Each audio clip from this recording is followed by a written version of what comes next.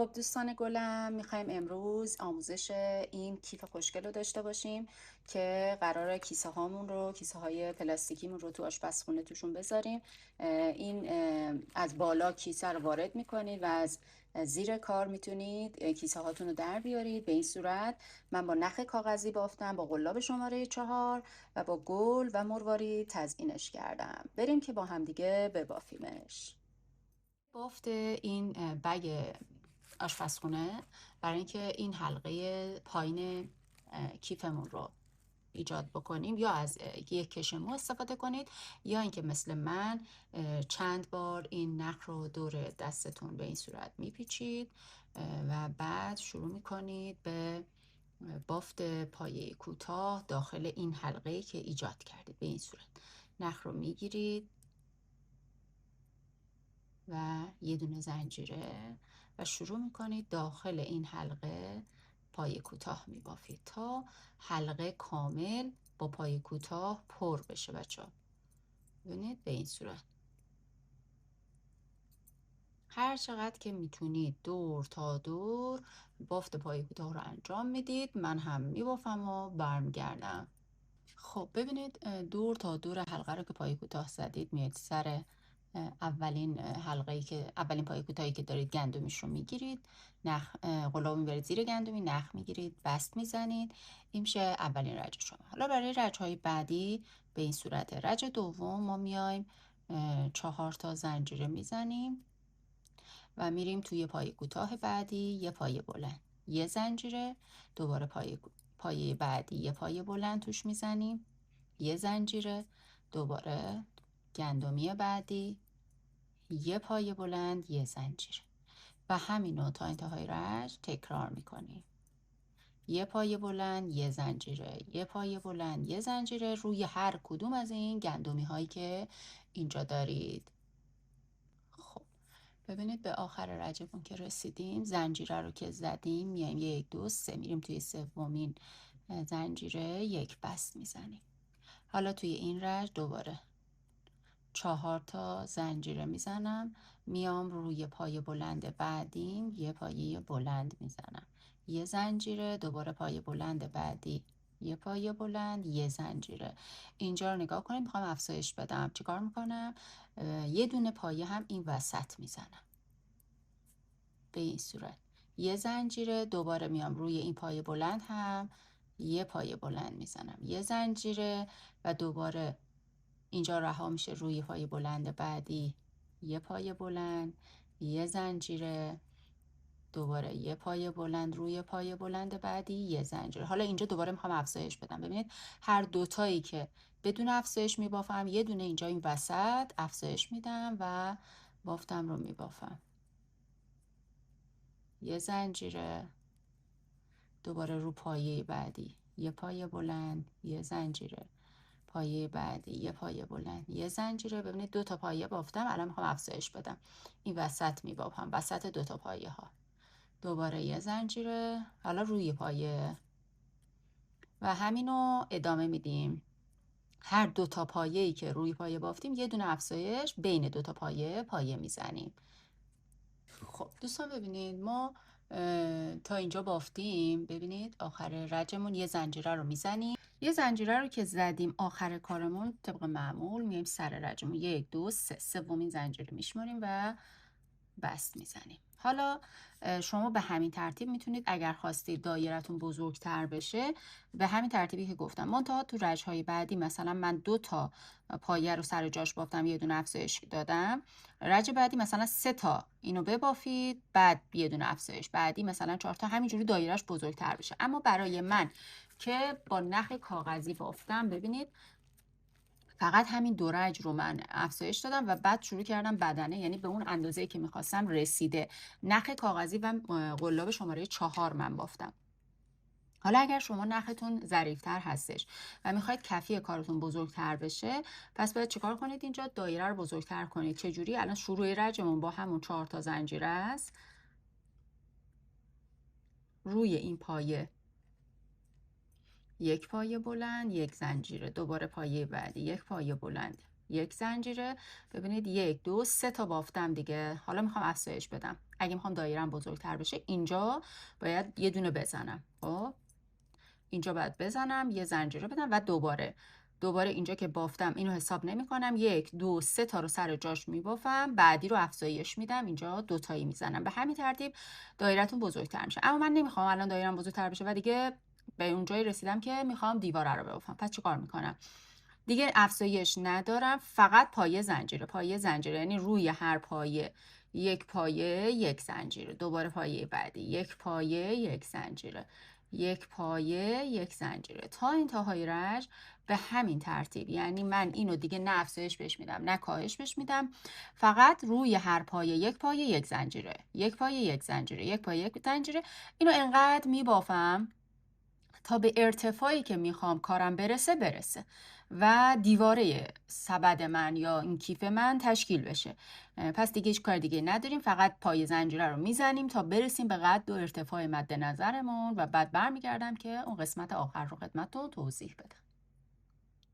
دوستان ببینید، فرض میکنیم به ارتفاع مورد نظرمون رسیدیم. خب به اندازه‌ای که میخوایم میرسیم، میخوایم بالای کیف رو جمع بکنیم به این صورت که روی هر پایه یه پایه میزنیم، منتها زنجیره وسطشون رو نمیزنیم. یعنی 3 تا زنجیره شروع رجم میزنم، میام روی پایه بعدی یه پایه بلند، دوباره نخوش قلاب اینو رها میکنم، میام اینجا یه پایه بلند، دوباره همین روی هر پایه یک پایه بدون زنجیره‌ای که میزدیم میبافیم و همین باعث میشه که کارمون قسمت بالا و دهانه کیفمون رو جمع‌تر بکنیم. ببافم برگرد. خب آخر رج که رسیدیم، میایم سومین زنجیر بستمون رو میزنیم و کار تمومه دیگه. در این حد جمع شدگی کافی هستش. میبینید جمع شده بالای کیف. حالا میخوایم این قسمت دسته کیف رو بزنیم که زنجیره میزنیم. حالا هر چقدر که میخوایم دسته کیفمون آویز بشه و بلندتر باشه زنجیره میزنیم و میایم حالا یه مقدار این طرفتر میایم یه دونه بست یا پای کوتاه، دوباره زنجیر میزنیم، کار رو برمیگردونیم و روی هر کدوم از این زنجیره ها میایم یه پایه کوتاه یا یه دونه پایه شلال میزنیم، فرق نمیکنه. الان من دارم پایه کوتاه میزنم، شما اگر خواستید میتونید پایه شلال هم بزنید. این میشه بیس سبد ما و تموم هست. در واقع اینجا داستان تموم هست و شما اینجا نخ و قیچی میکنید و اینجا بستتون رو میزنید به این صورت، یه زنجیره و کار قیچی میشه. این میشه بندینک شما برای اینکه بتونید آویزی کنید. ببینید یه کمی از این بزرگتر اگر ببافید میشه جای جوراب شما. خب جای جوراب میتونید بکنید، اینو به دستگیره درتون آویزون کنید و بچه‌ها جوراباشون رو بندازن توی این. اگر یه مقداری بزرگتر و حالا دیوارش کوتاه‌تر باشه و ولی مساحتش بزرگتر باشه، میتونه جای کاموای شما باشه. کاموا رو بندازید تو و از اینجا یا از یکی از این سوراخ‌ها نخش رو بکشید بیرون و دیگه به عنوان هولدر کامواتون باشه که کاموا نچرخه و کثیف نشه. خلاصه که این سبدها خیلی کارایی داره. امیدوارم که آموزش براتون مفید بوده باشه. بریم سراغ توضیح برای دیزاین این سبد که من از این گل و ساقه استفاده کردم. چند تا دونه نخ کاغذی رو به صورت پاپیون در آوردم. یه گل بسیار ساده ای هستش که من الان این آموزش میدم بهتون. ساقش هم که زنجیره هستش، چیز خاصی نداره و همین دیگه. حالا بریم که گل رو هم بهتون آموزش بدم که به چه صورت هستش و با هم ببافیم. برای گل شما به این صورت یک حلقه جادویی میزنید و داخلش رو اینطوری 3 تا زنجیره میزنم، نخ پشت قلاب میام و داخل حلقه 2 تا پایه بلند میزنم و دوباره بافت گل شما باید یه حلقه جادویی بزنید و داخل حلقتون رو 3 تا زنجیره بزنید، یه دونه پایه بلند کنارش، دوباره یکی دیگه هم کنارش. پس شد 3 تا زنجیره، 2 تا پایه بلند و دوباره 3 تا زنجیره میایید داخل این حلقه نخ میگیرید، از تو این رد میکنید. میشه اولین گلبرگ. دوباره گلبرگ بعدی 3 تا زنجیره، 2 تا پایه بلند،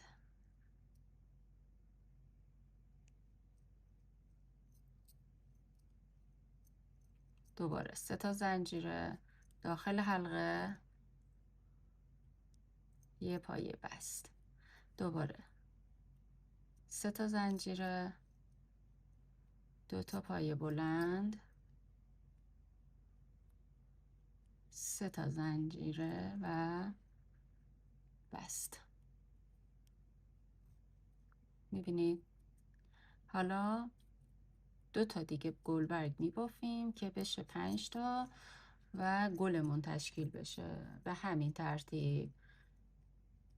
خیلی گل ساده‌ایه و خیلی هم میتونید ازش استفاده بکنید به عنوان آویز کیفتون، به عنوان دیزاین لباس هاتون، کیفاتون، حالا هرچی. خیلی سریع بافته میشه و خیلی هم خوشگل هست. خب 3 تا زنجیره و بست آخر رو میزنید و کار تمام هست. به این صورت یه دونه زنجیره میزنید، این نخ رو هم میکشید که وسطش بسته بشه و به این ترتیب شما یه گل خوشگل دارید. بعد قیچی میکنید و نخ رو پشت کار مخفی میکنید.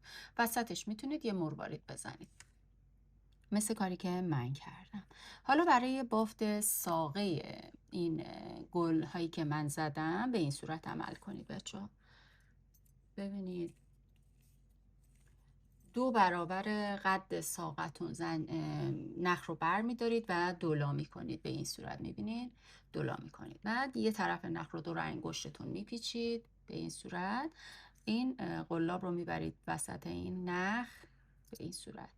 یه دونه پیچ میدید، یه زنجیره اول رو میزنید. حالا این نخی که این سمت هستش رو میندازید گردن قلابتون و با این نخ میبافید. دوباره نخ میره گردن قلاب، یه دونه میبافید. به همین صورت بافتتون رو ادامه میدید.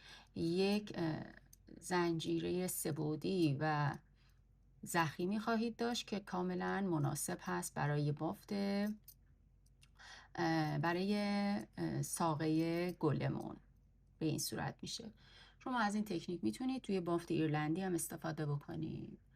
خب این از این و بعد دیگه همه رو با هم مونتاژ میکنید، میچینید روی صفحتون، حالا صفحه کیفتون، حالا هر جور که خودتون دوست دارید و حالا یا با نخ و سوزن یا با چسب فیکسش میکنید و بعد هم یه پاپیون درست میکنید و میزنید. حالا میتونید پاپیونتون پارچه‌ای باشه، میتونه روبان باشه، میتونه همین نخ کاغذی باشه، دیگه سلیقه شما هم هست. امیدوارم که این آموزش براتون مفید بوده باشه.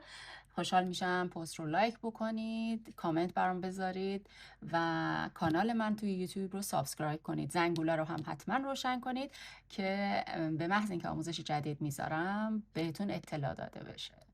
دوستتون دارم. فعلا خدا نگهدار.